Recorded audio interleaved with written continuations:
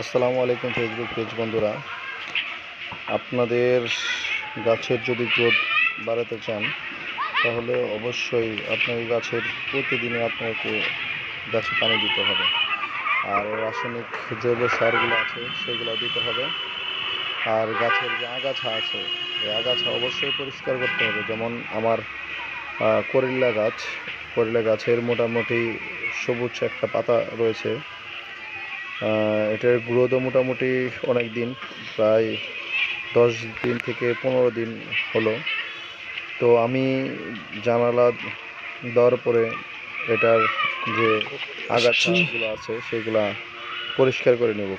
কারণ গাছের গ্রোথ বেরোতে হলে অবশ্যই এই গাছের যে নিচের অংশগুলো রয়েছে পাতা, সেগুলো যদি আপনি ছেটে দেন তাহলে অবশ্যই দেখবেন যে আপনার গাছের যে গ্রোথ আরও বাড়বে এবং সাইড দিয়ে অনেক শাখা প্রশাখা সেগুলো বৃদ্ধি হবে।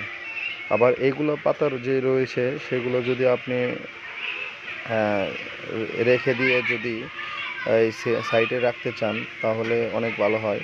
কারণ সেগুলো দিয়ে অনেক ভিটামিন যে গাছের যেই রয়েছে সেটা বৃদ্ধি পাবে। গাছের খাদ্য পানি আমরা অবশ্যই বেশি বেশি করে দিব, কারণ সবুজ পাতার মধ্যে কোনো রোগ জীবাণু যদি থাকে তাহলে পাতাগুলো নষ্ট হয়ে যাবে। তো একটা জিনিস মনে রাখবেন, গাছের ওপরে যে জানালা সেগুলো যদি ঠিক মতো দেন তাহলে গাছের রোগ প্রতিরোধ ক্ষমতা বেড়ে যাবে এবং ওর উপরে যে ছালগুলো রয়েছে সেগুলা কেটে দিবেন, তাহলে শাখা প্রশাখাগুলো অবশ্যই হবে।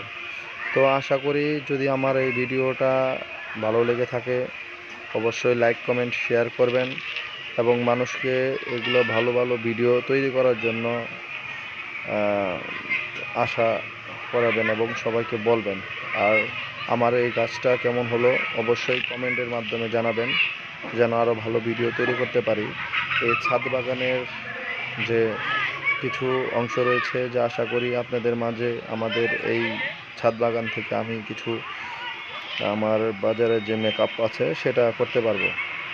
আর বিশেষ করে একটা জিনিস খেয়াল রাখবেন, যখন আপনি ছাদ বাগান করবেন অবশ্যই ছাদের যে বাগানের যে মাটির অংশগুলো সেটা কিন্তু ভালো করে রাখবেন, উল্টাপাল্টা কোনো জিনিস দিবেন না। আসসালামু আলাইকুম।